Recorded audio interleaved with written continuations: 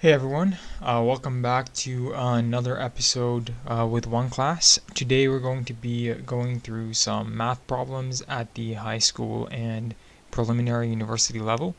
My name is Bassam, I'm an engineering graduate, and today we'll be starting off with the following first question. Okay, so question number 1.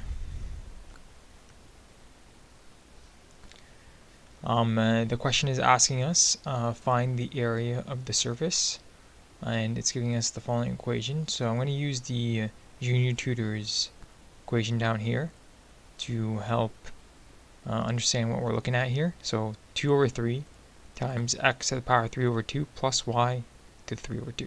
So we're going to go through what the Junior Tutor has answered, and we'll try to verify if this is correct, and then we'll go through the proper process of how to get the correct answer.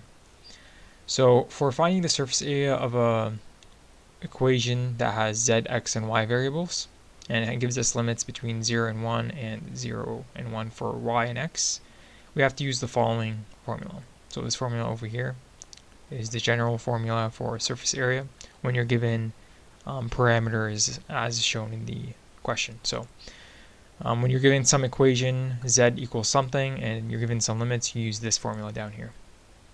So we start off with this equation, and then we take the partial derivative with respect to x of this equation, and then partial derivative of this equation with respect to y, and then the Junior Tutor gets these answers, sorry. And then the Junior Tutor just substitutes these values into the equation. You end up with this, and then you have to take two integrals. So you're going to do a double integral calculation to find the surface area value. So you can see that the first limit 0 to 1 and the second limit 0 to 1 from over here, the limits over here.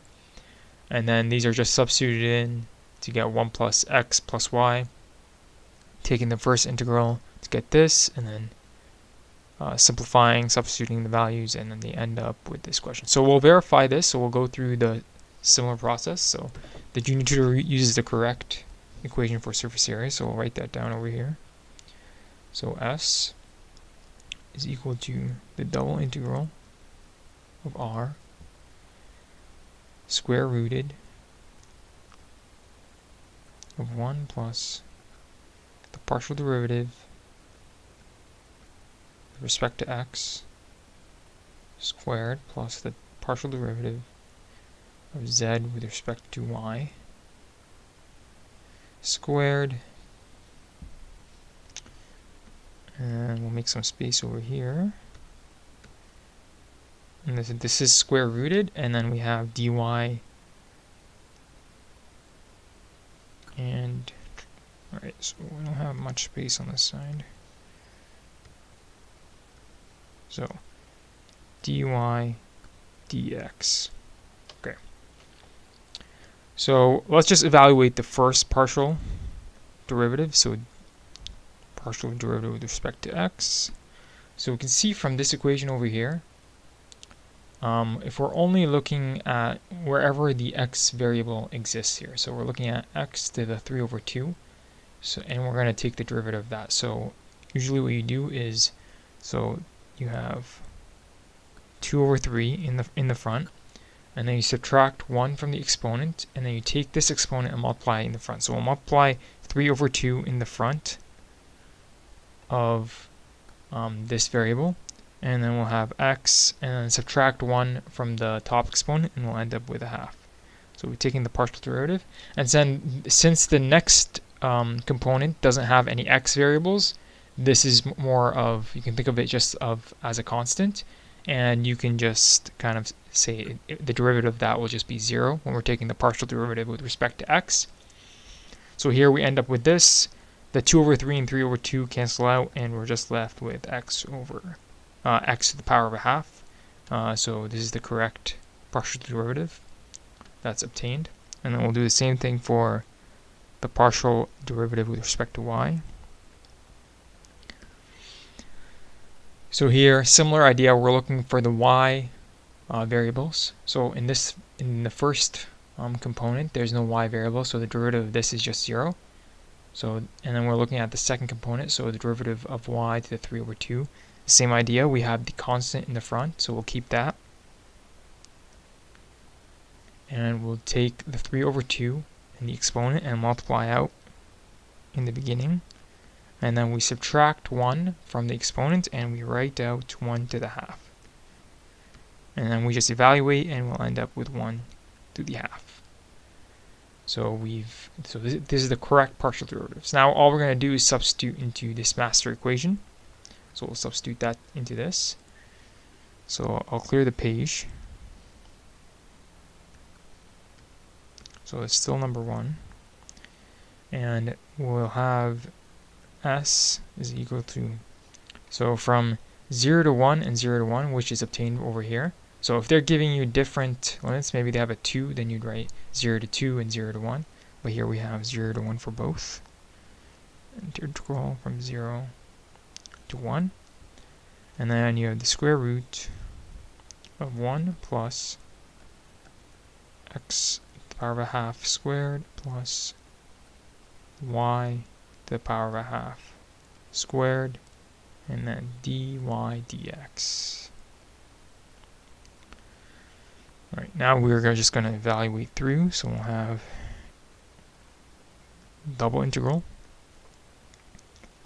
and we'll end up with 1 plus x. So we have, here we have 2 times 1/2 will just give us 1, so this cancels out, and we end up with just x, and then plus y, similarly for y. So you can see over here, 1/2 times 2, and that'll give us the y, and then we have dy dx.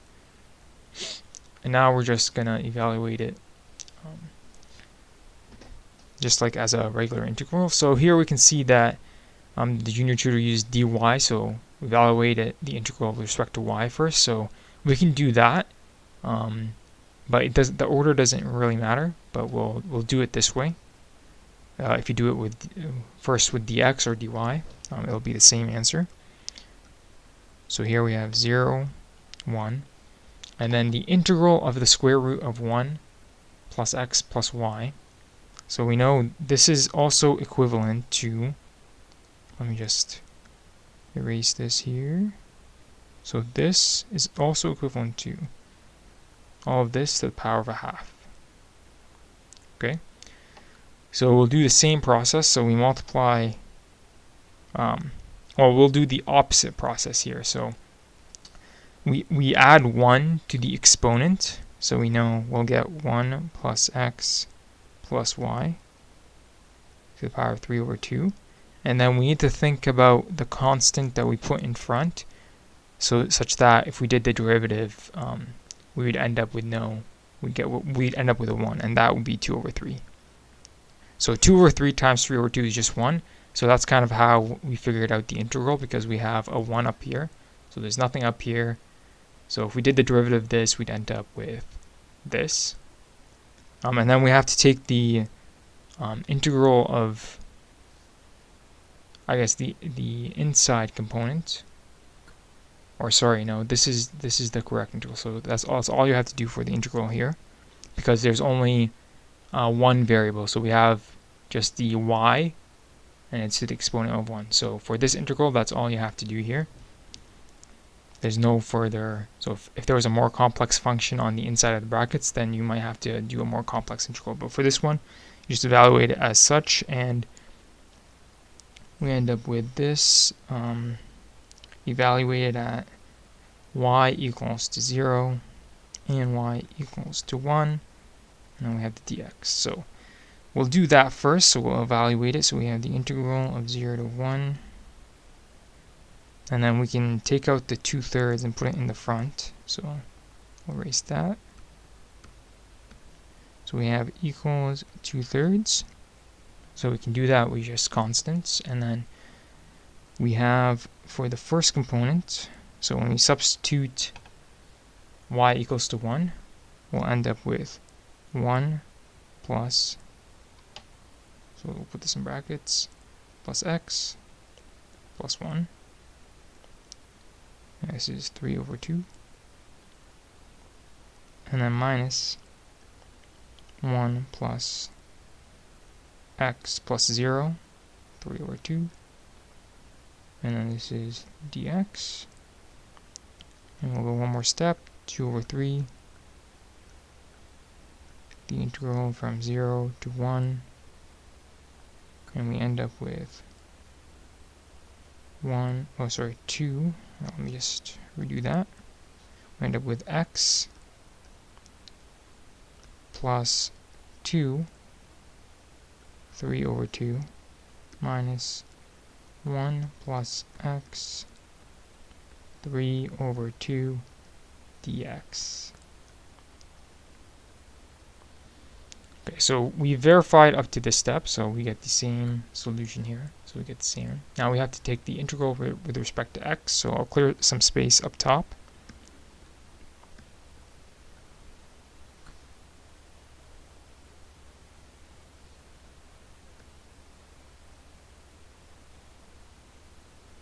Okay. Okay, so we have equals 2 over 3. So if we're going to take the integral of this, so we do the same process. So we'll do two kind of separate. These can be separated out and can be done separately. So for the first component, the integral of this with respect to x, we would end up with, in brackets, we have 2 over 5 x plus 2 5 over 2. So same idea here. So we add 1 for the exponent and we'll get 5 over 2. And then since we have just the 1 over here, or nothing essentially, we need to think about what can we multiply 5 over 2 to get 1. So we put 2 over 5. So if we were to take the derivative of this would come out to the front. So we multiply this out and then we're left with 3 over 2 and then one constant in the beginning. And similarly for the second component, so we have minus 2 over 5, 1 plus x to the power of 5 over 2,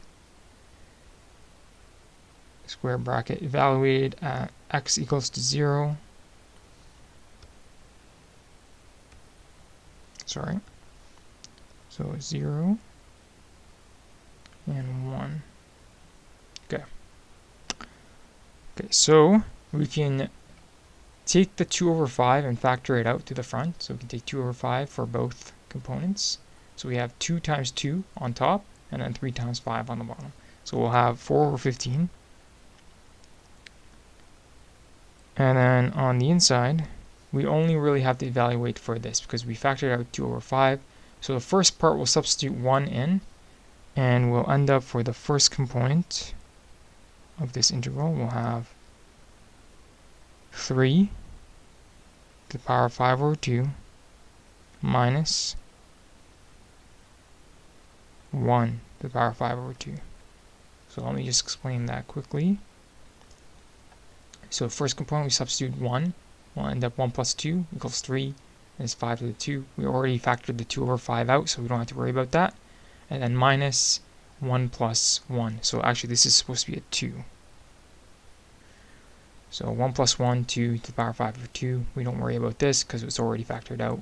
And then we evaluate for x equals to 0. So this was for x equals to 1. Now we evaluate for x equals to 0. So we'll say minus. So 2 to the 5 over 2 minus 1 to the 5 over 2. This is all in brackets. So here we substitute 0 here. We'll get 2 to the 5 over 2. We don't have to worry about this. We already factored it out. And then minus 2 over 5. We already factored this out. 1 plus 0 to the 5 over 2. So we get 1 to the 5 over 2. Now we just calculate and simplify. So let me erase the bottom of the screen. So let me erase this on the bottom.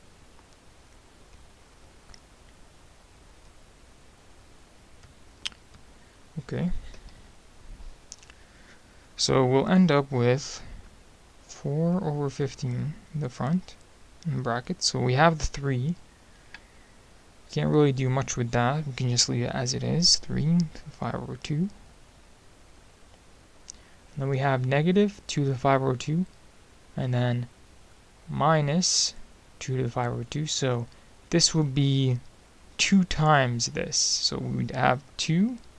So this would be minus 2 times 2 to the 5 over 2.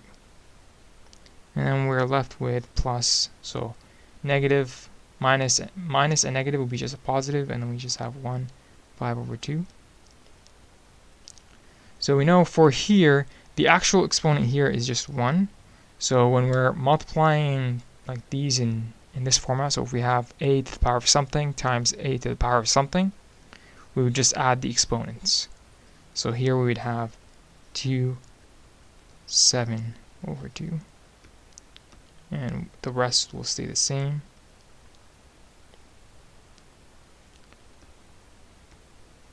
So I'm just writing out the rest that we already figured out. So we're left with this. So this would be the final answer.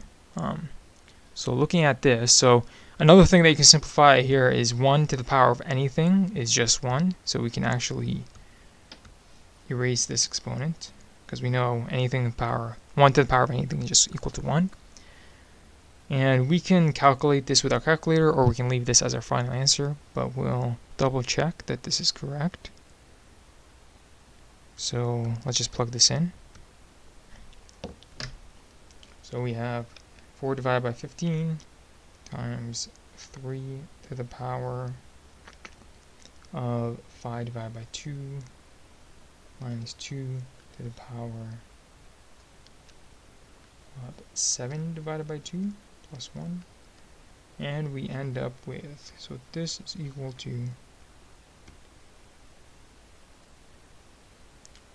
let me erase some stuff up here.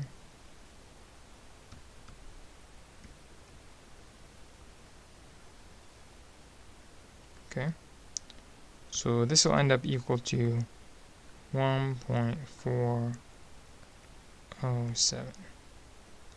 So the answer is correct here. So we'll write a comment here. So great work, correct answer. And we'll mark this as correct.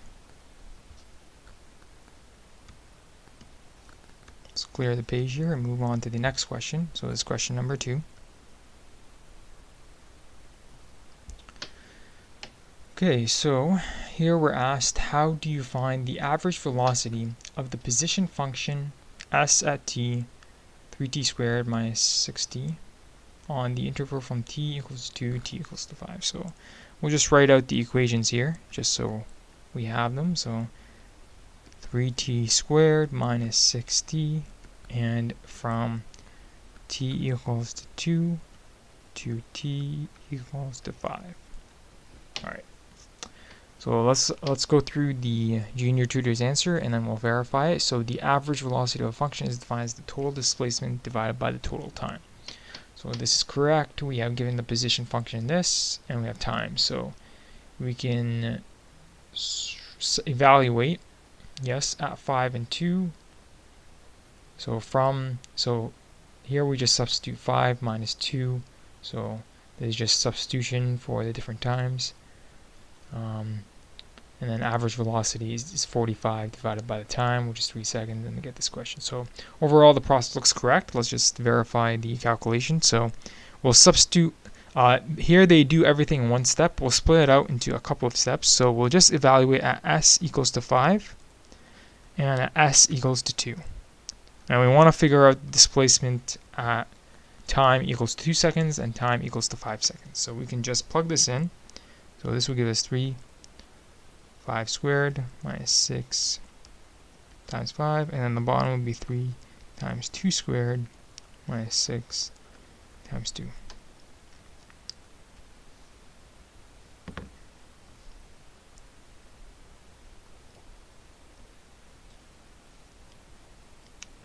So we have 5 squared, which is 25, and then we have 3 times 25, which is 75.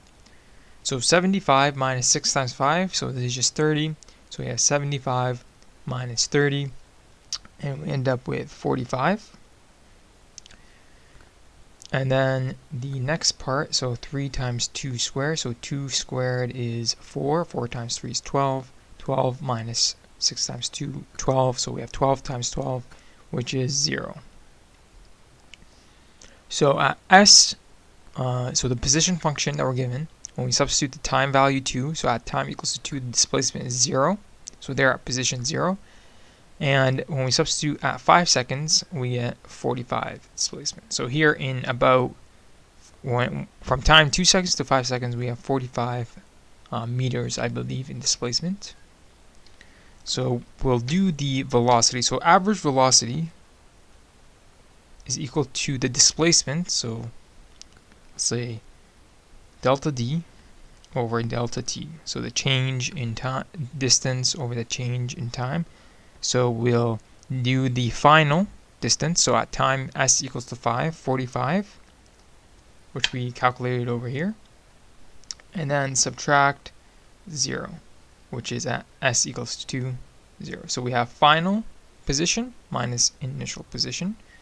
And then we divide that by final time, which is 5 seconds, minus 2 seconds, which is initial time. So we have 45 divided by 3. So 5 minus 2 is just 3. And then 45 minus 0 is just 45. 45 divided by 3, that just gives us 15 and then meters per second. And that is our final answer over here, 15 meters per second. So this is the average velocity given position. So this solution is correct. So you can see the difference here, how we calculated. So here we just substituted in and then did the subtraction. Here they did the subtraction in the same step for displacement. So they did the evaluation of 5 minus 2 and 5 minus 2 all in one step. Here we just split it out into multiple steps. So correct answer. Great job. And we'll mark this as correct. Let's move on to the next question. This is question number 3. Okay. So here the question is asking if p at x is equal to x squared minus 1 and q at x is equal to 2x minus 1, then find an expression for p minus q at x and p symbol O with a an O times q. So we'll write this down. So you're given this kind of symbol at x, and you need to evaluate, and you're also given p minus 0. It's kind of like a, one sec. So you're given an empty circle q at x. You need to evaluate these two. So let's go through with the junior tutor attempted the solution. So here now they have this, and they provide the correct definition for p minus q at x, and then they evaluate and get the following answer. And then here they have this definition. So this is the definition of p OQ at x. So here you would substitute q at x into p at x. So and they do it as so, and it looks like they've followed the correct process. So let's do the calculation. So we'll do the first one. So we'll do this. So we'll start off with, so we're going to evaluate this first. So we'll say this is equal to p, which is x squared minus 1. So over here, x squared minus 1. So before we go through that, let me just write out the definition. So it would actually be p at x minus q at x, just to make it more clear. And then you have the first part, p at x. So you have x squared minus 1 minus q at x, which is just 2x minus 1. So you can see here we have just x squared in the beginning, and then the minus 1 minus negative 1, so negative and negative cancel out, so we have negative 1 plus 1, so negative 1 minus negative 1. So that would just cancel out because we have negative times it, minus a negative, sorry. Will give us 0. And then we have just a 2x, so this would be minus 2x. So we're left with here minus 2x. So that's the answer to the first part. And then we're going to evaluate for POQ at x. So let's erase what we've already done. So we'll erase this.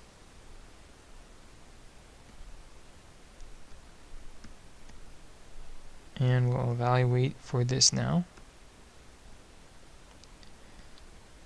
So this will give us equal to P at Q at x. So first, we essentially have to substitute Q at x into P at x. So we would say this would equal P at Q at x is 2x minus 1.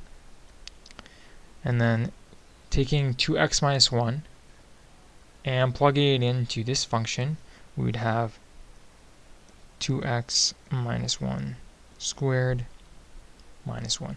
So you can see we just took 2x minus 1, plugged it, so 2x minus 1 over here, and plugged it into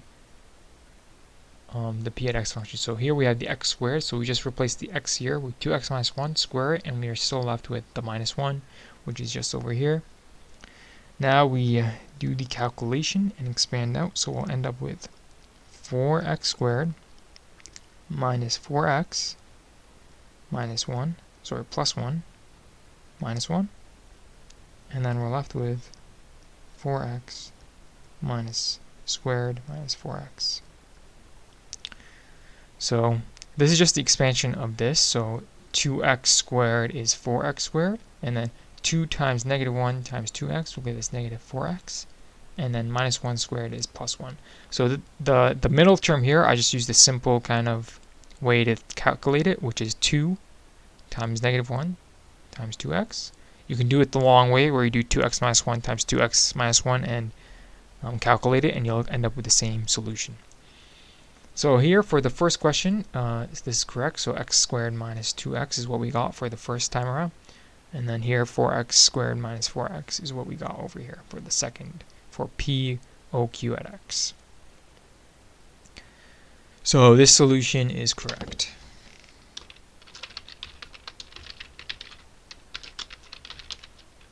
So great job. And we'll mark this as correct. Let's move on to question number 4.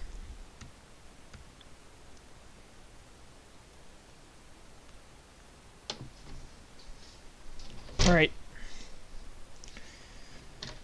So here we are asked, determine when a limit does not exist. So let's look at what the junior tutor proposed or attempted the solution. So the limiting value of a function f at x at point x at a is as follows. So this is just the normal kind of limit evaluation. So the expression here as follows denotes that the limiting value of the function when x approaches a. So this is correct. Step 2, if the value at the left side of the point and the value of the right side are equal, then it means that the function limit exists at that point. This is also true, but for a discontinuous function, the value at the point of discontinuity is not the same when limit approaches from both the sides, hence the value of the function is not defined at that point. Therefore, the limit of the function does not exist at a point when the function value at the left and right side do not approach. So this has to apply over here, this equation. So a plus h, which is a very small number, has to be equal to a minus x as it tends to a minus h. So a very small number to the left. So this is a little bit to the left and a little bit to the right of the value of a needs to be equal for the limit to exist. So this is the correct definition of determine when a limit exists and when a limit does not exist. So when a limit does not exist, this happens. So these are not equivalent. So let's write out that, because that's the main answer for this question. So the limit of x to the a plus h is just some very small number of f at x, does not equal to the limit of f at x as x tends to a minus h. Okay, so let's say we had the following plane. So we have x and we have y. So we have some function, let's say f at x, and we have, let's say this is point x equals to 3.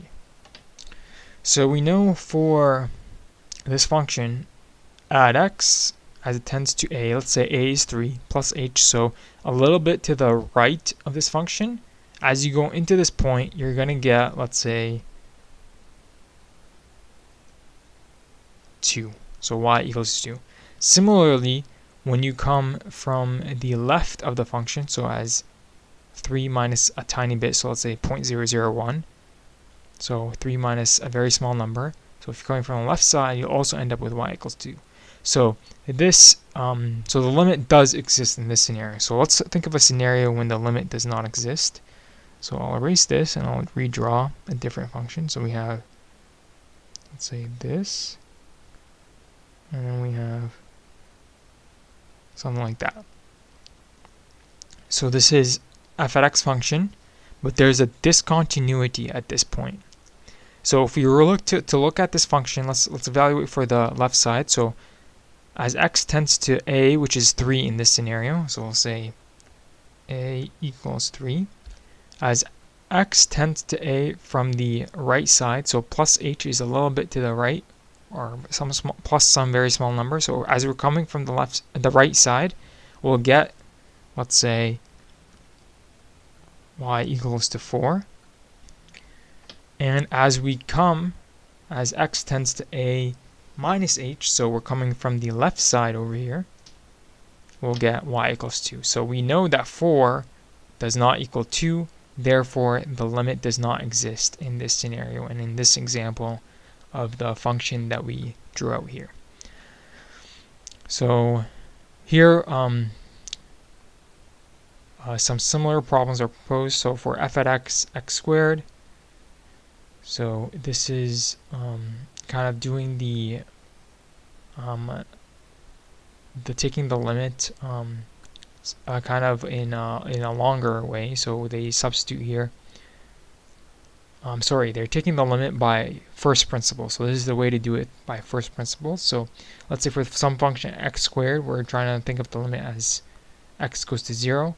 So they substitute 0 in here, and they're left with, they substitute 0 in here, and they're left with negative h.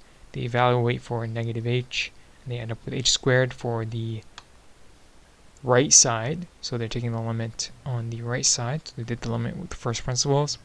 And then for this example, they're doing the limit on the left side, and they end up with h squared. So h squared is equal to h squared.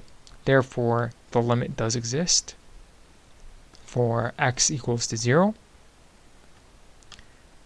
And then similarly for this is another example, and we end up with negative h. So here we don't end up with the same limit.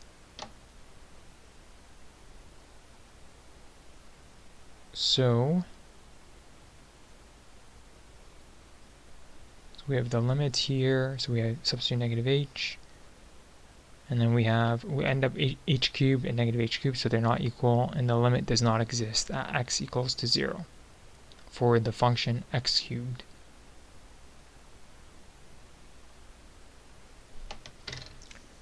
So those are the kind of 2 examples of where and I've provided like 2 other examples from a visual perspective of a graph of where the limit exists and when the limit does not exist. So this answer is correct.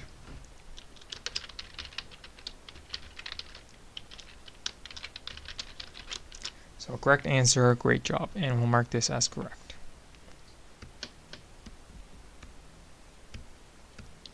So question number 5.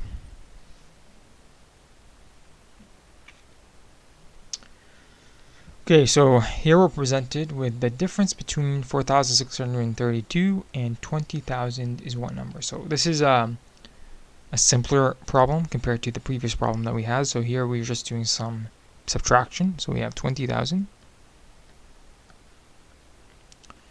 minus 4,632.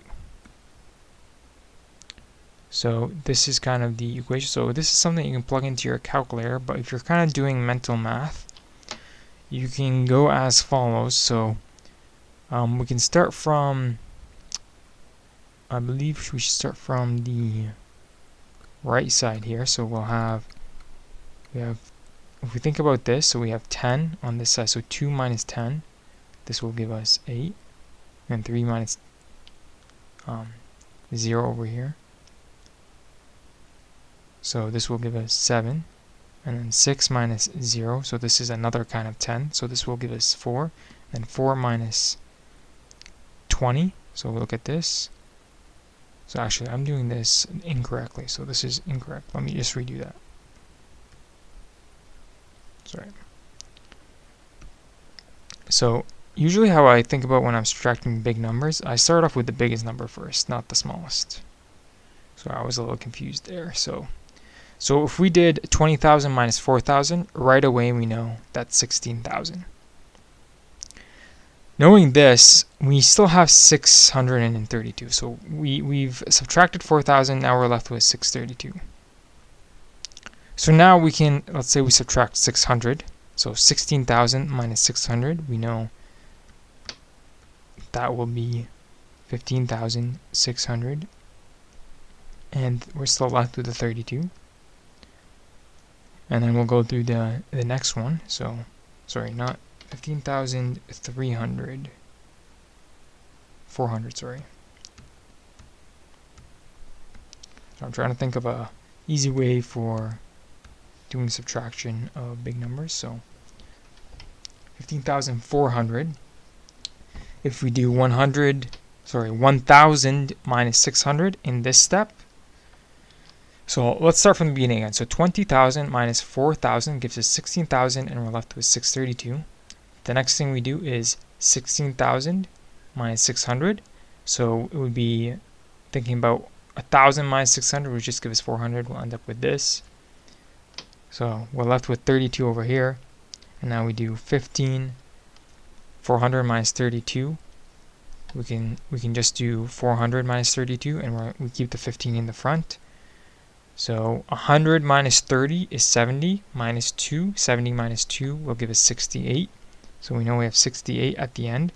And then we know the 4 is decreased by 1. So we have 368.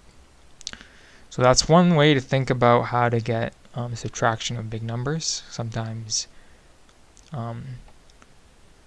it's kind of difficult to go through the mental math for big numbers, but this is kind of a way to think about it. So you start off with the biggest number, 4,000. And then the next biggest, and then so on when you get up to the smaller numbers, which are easier to subtract out. You can also just use a calculator for this, depending on the situation. So let's just double check this with a calculator. So 20,000 minus 4632, 15,368. That's correct. So correct answer. Great job. And we'll mark this as correct. Let's go to question number 6.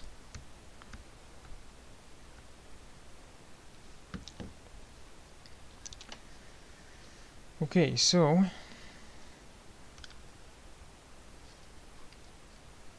we're given the following question. So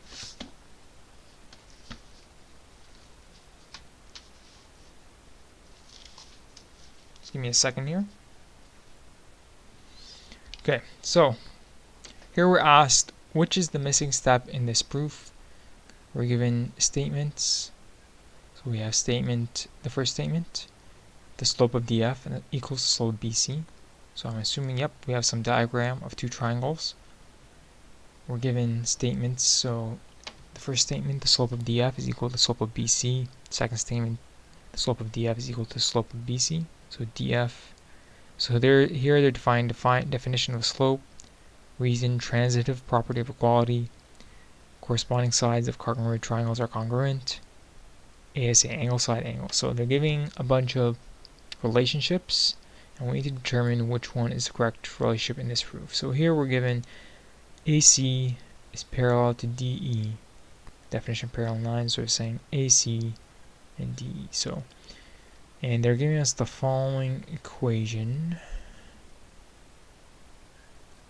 So we let F be a midpoint of AC, and so on. F is equal to x1 plus x3. I believe this would be divided by 2 since we're defining a midpoint. This is just kind of in an improper format. So this is a little hard to read, so I'm going to assume y1 plus y3 divided by 2, and then y1 plus y2 divided by 2, and then x1, yeah, and so on. Let's look at what the junior tutor attempted to solve. So we're given the statements. So I believe this kind of format kind of just confuses the question over here.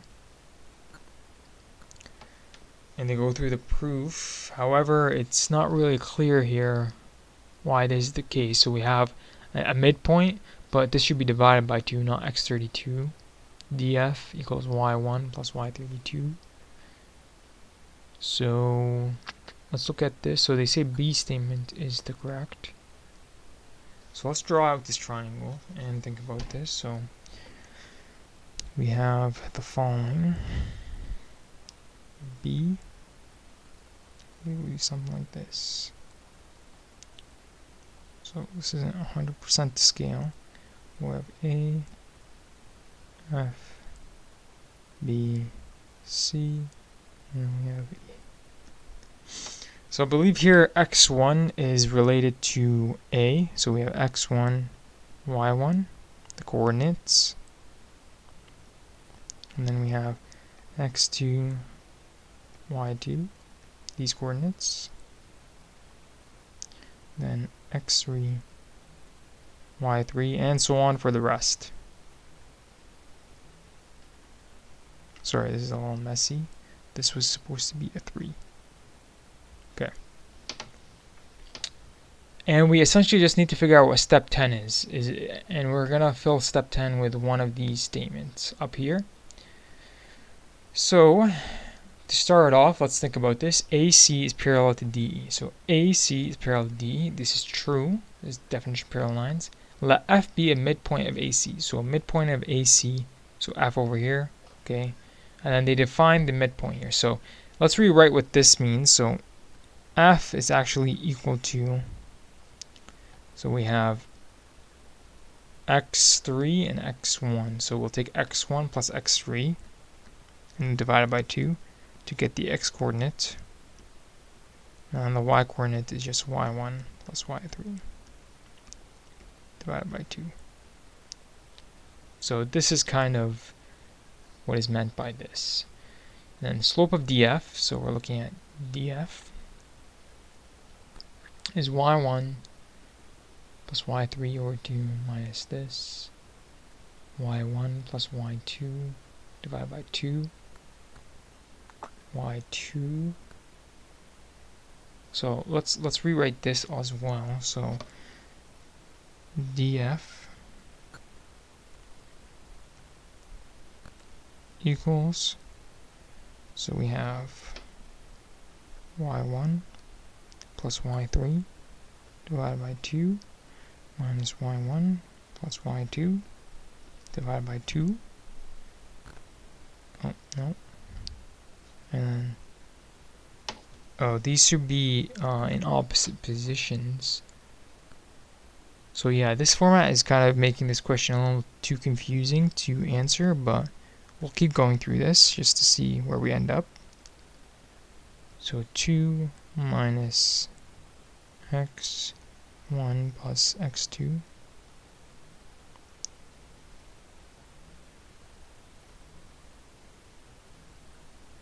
okay, and we have divided by 2, and this is in brackets. So these two are opposites actually, so x usually comes first, but this is what this statement is. The slope of BC is y3 minus y2, x3 minus x2. So let's erase some space up top to write this out.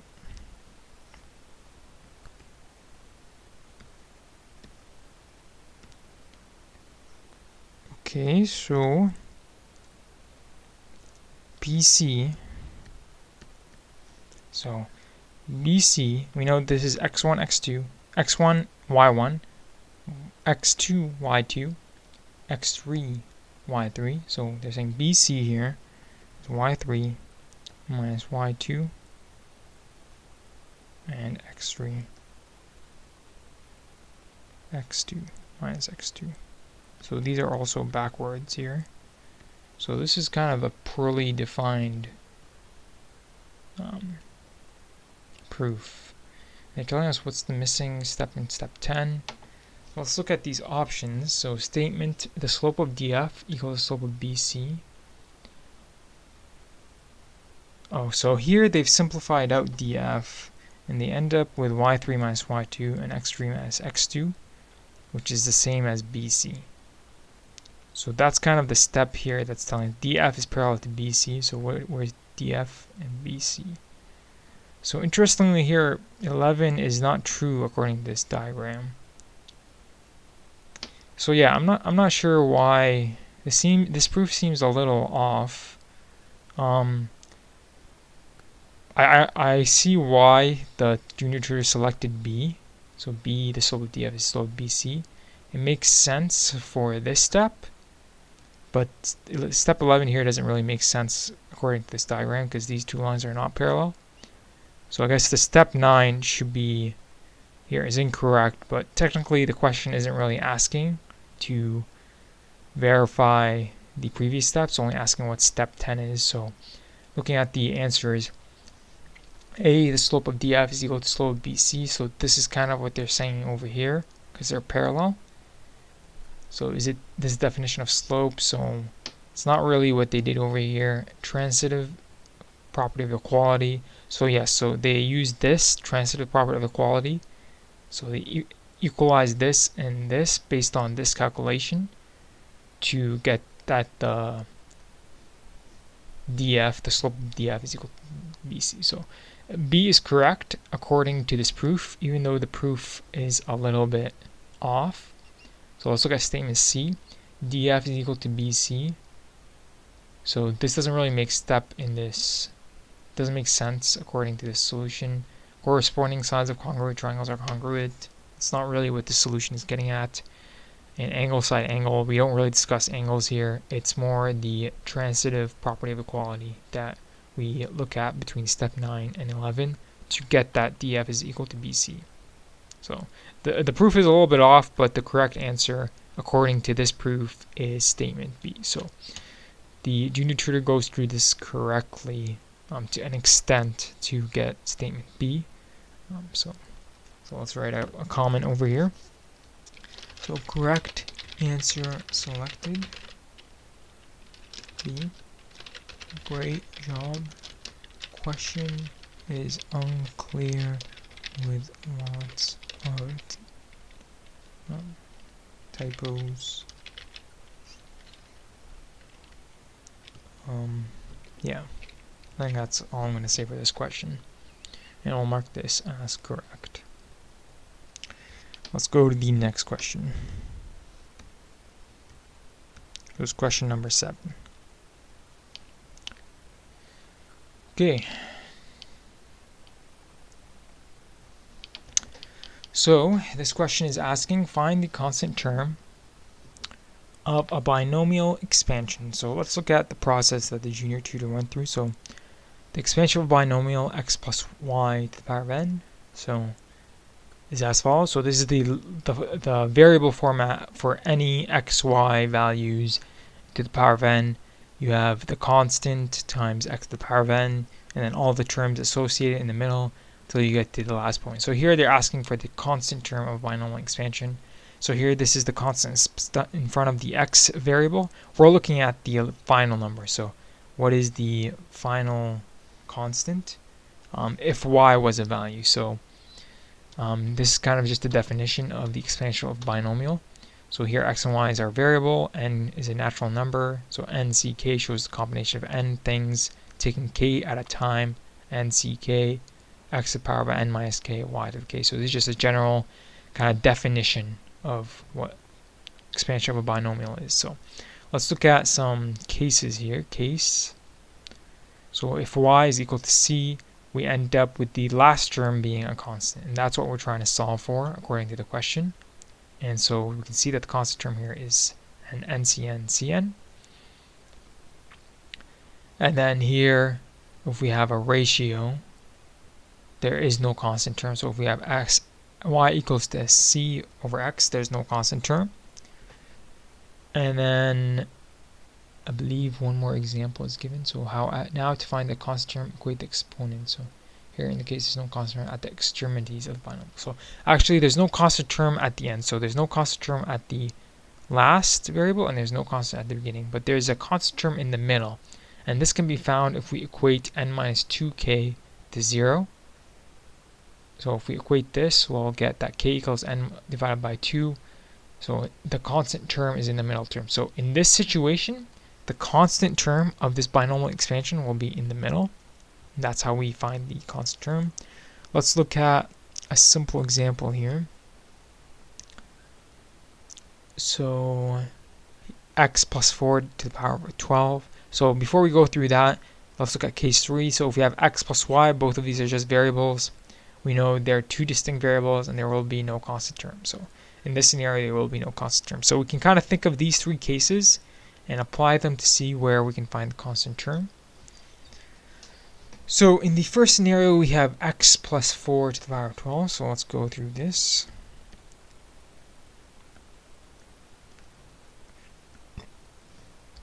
So the simple way to think about it is think of the three cases. Which ones does it apply to?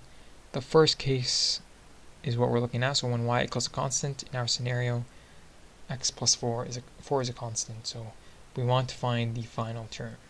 And we can find this easily by just taking 4 and taking the power of 12. So here the constant is 4 to the power of 12. And we can calculate that. But here essentially, so this is just kind of a label of which term, the 4. So it will be in the 12th term. So 12C12. So we would find this in the 12th term of the binomial expansion. And this is the answer for the first question. Similarly for x plus 3, so we do 3 to the power of 16. So you can see this is a similar process for these two questions. Okay, and these are all the examples that are provided. So if we had, let's say if we had x plus 6 to the power of 3, the constant term would just be 6 to the power of 3. Similarly, if we had another variable and stuff like that. So to keep the main thing to keep in mind for answering this question, find the constant term of the binomial, is firstly identifying what the format the binomial is in, and then using the three cases, case 1 where we have x plus c to the n, to evaluate the constant term, which will be found at the end of the binomial expansion. Case 2 where we'd have x plus c over x. So if you identify that you're given this situation, then we know the constant term is in the center, in the middle, and we find it by equating n minus 2k equals to 0. We get k equals n divided by 2. So it will be the middle term. And then finally, when it's x plus y, if it's given in this format and there's no constants, we know that there is no constant term. So depending on what format we're given, we can identify the constant term in a binomial expansion. So correct answer. Excellent work. Answer and explanation. And we'll mark this as correct. Let's clear the page.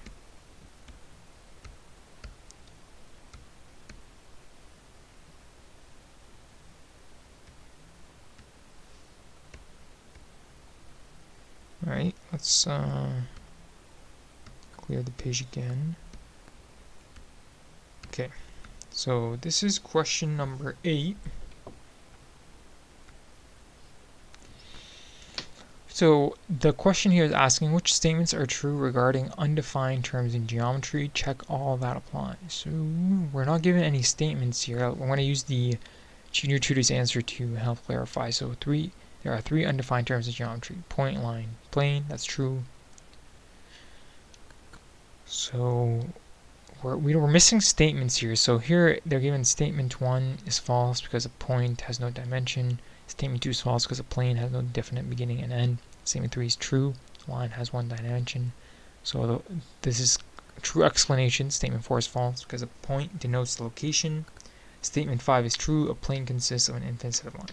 So all these explanations are true, but we can't really verify because we don't have any statements, but we'll go generally through what this means at the beginning. There are 3 undefined terms in geometry. So we have, firstly, the point. And then we have a line. And then we have a plane. So 3 undefined terms. So this is something that you kind of just have to memorize. So a point is pretty straightforward. This is just some point in space. A line is defined by 2 points. So if you have 2 points, you have a line. The main reason that is because for you to define a function that encompasses these 2 points, you'd have to draw a line between them. Finally, for a plane, this is 3 points. This is defined by 3 points that are not collinear. So what does that mean? Alright, not collinear. So you'd have to have 3 points in space that don't align to each other to form a line. So if we had like some kind of diagram with an XY, so we have Z, XY. We can't have them like back to back where they can just make a line. In that scenario, it would just be a line. It would not be a plane. And so they can't be collinear. They have to be, it's a little hard to imagine in 3D, so they'd have to be like something like this. They'd have to be like 3 kind of distinct points, and they would form some plane. So if you were to connect these 3 dots, you would have a plane in a 3D coordinate system. So you'd have something like that. So you have point 1, point 2, and point 3, and they're not collinear, so they make a plane.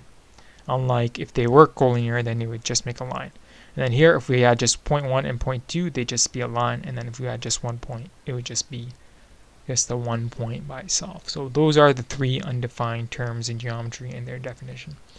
So we can't really verify the statements, but we've kind of explained what these terms are. So correct explanation, no statements given in question to verify.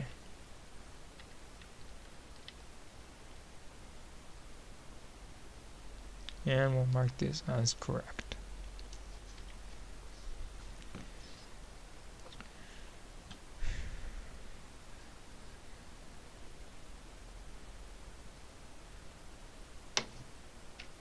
Okay, so thanks for tuning in to this session with OneClass. Hope you found these answers to the math problems helpful. If you need any more homework help or tutoring, you can always visit oneclass.com, or you can visit the link in the description. You can also subscribe to the OneClass YouTube channel and hit a like on this video. I'll see you in the next session. Goodbye for now.